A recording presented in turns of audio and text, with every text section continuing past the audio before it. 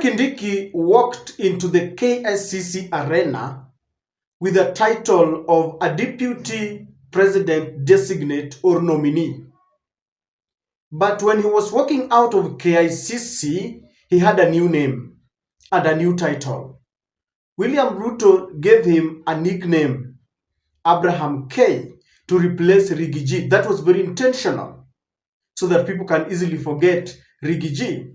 And then constitutionally, he took oath of office and is now the new deputy president.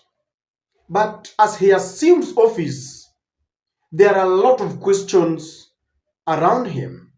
Many people feel that Kithure Kindiki goes into that office without any prestige because he's not been elected. He has been appointed, under the new constitution, a deputy president is elected together with the president. Now, as he was taking oath of office, he had one message to President William Samoei Ruto.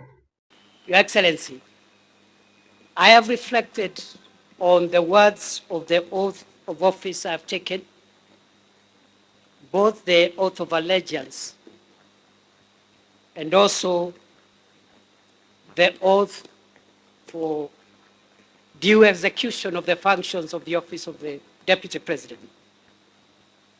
And in that regard, I want to commit to you as I end my remarks, I want to commit to you before this congregation and before the Almighty God, who is acknowledged in the Constitution, that I will serve under you and provide you with the assistance and support you require to take this country to the next level. I commit I will be loyal and faithful. I will try the best of my ability to work hard together with the other colleagues to lighten the burden that you carry on your shoulders, Your Excellency. And therefore, I think for me, today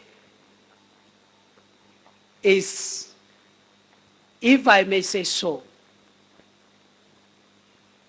a day when I have received the highest honor yet of my life. And I don't take that for granted.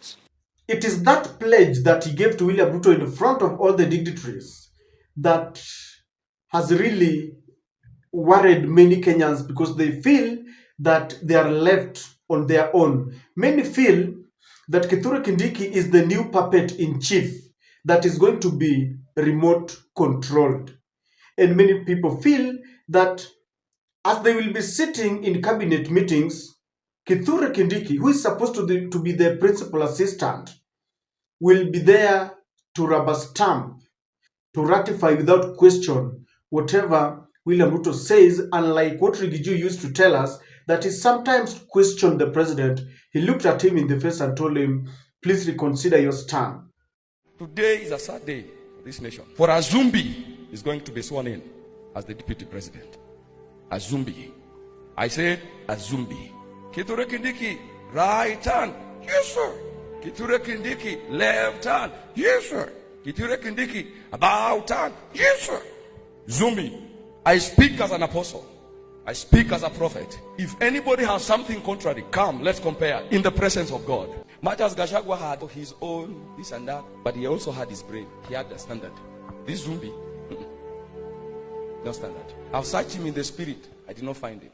I know you can quickly and rush into condemning that man of God, but those are the sentiments of many Kenyans. And I want us to go straight to what Ahmednasir wrote about Kithure Kindiki, because we had several lawyers. Lawyers were divided right in the middle. Immediately, William Ruto appointed Kithure Kindiki.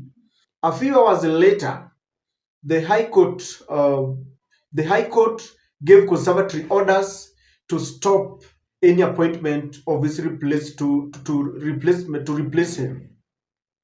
But people like Ahmednasir had said that the court orders were overtaken by events because by the time the conservatory orders were given, William Ruto had already appointed Kithure Kindiki, and they rushed to approve him at the National Assembly. It took the intervention of Charles Kanjama, who said that conservatory orders are final. It doesn't matter whether the appointment has been done or not yet done. But now Ahmednasir is saying that now Kithure Kindiki might not even be the untitled deputy president, because yes, under the constitution we have a deputy president, but he was appointed, thereby making him a vice president. Let's go straight to what Ahmednasir is saying. Today, Professor Kithure Kindiki became the first deputy stroke vice president in Kenya's history to assume office without a popular mandate stroke legitimacy. Unlike Oginga Odinga, Joseph Murumbi, Daniel Arap Moi, Mwai Kibaki, Professor Josephat Karanja, Professor George Saitoti, Musalia Mudavadi, Kijana Wamalwa, Kalonzo Musyoka, William Ruto, and Rigathi Gachagua, who either had popular mandate from their respective constituencies or had national mandate in the case of Ruto and Gachagua.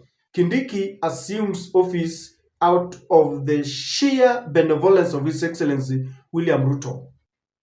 That is so cruel to me, but it is the sentiments. Many people feel that Kithure has not worked for it. But at least Rigiji used to question. But Kithure Kindiki going there without a popular mandate. And Ahmednasir is saying he's going there as a vice president. He's been appointed, not elected.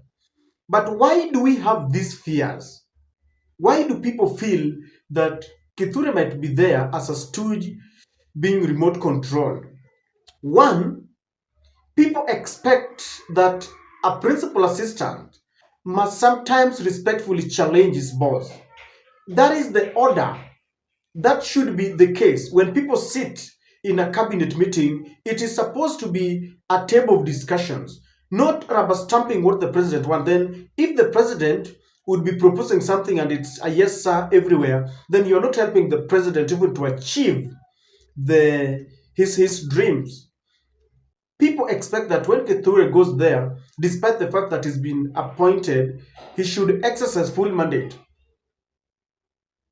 Because under the constitution, the drafters of the constitution had envisaged that there would be a point when a deputy president would be impeached and he would have another one, because we cannot go for an election. Many people feel that maybe this should have been subjected to another referendum, whether Kithure Kindiki was fit to be in that office, because Rigathi was elected, but this one person is now appointed by one man, William Ruto, and people feel that, he's going to only work to benefit to dance to Ruto's tune. Number two, people have seen Kithure Kindiki before. He was in the interior dockets, and we've seen many deaths and torture and kidnappings, including the recent ones. And people feel that he was being directed to do what William Ruto wanted, because William Ruto is the commander-in-chief of all the armed forces, and therefore people feel he never questioned, he never guided William Ruto. He is an international lawyer of great repute. He was in ICC, and people expected that he should have guided, William Ruto, but instead he took orders, and therefore he has shown signs that he cannot stand on his own. That's what people think. Number three, Ruto has confirmed that Merus take orders without questioning. You will send them to go and kill someone, they will go kill that person, then later ask you, why did you send me to kill him? It was a very bad joke that should have not, it was even a careless joke, if I have to say. He said that in Meru, and I have a feeling that is how he sees that. That's how he feels Merus are. And with that kind of analogy, people feel that Kithure Kindiki is going to be misused. He's going to be remote controlled. And I don't know what to think, but he might surprise people. I know in the government there should be loyalty. That is paramount. But it should not be loyalty to the extent that when Kenyans are going through certain predicaments and the president turns a blind eye, that you also side with them. Sometimes we need a person who can look at the president and tell him, our king, you are naked. But this must be done respectfully without exposing. We don't want to see a presidency that is washing dirty linen in public. You know, we need a presidency that is compatible. And I don't know what you think, but that is my take.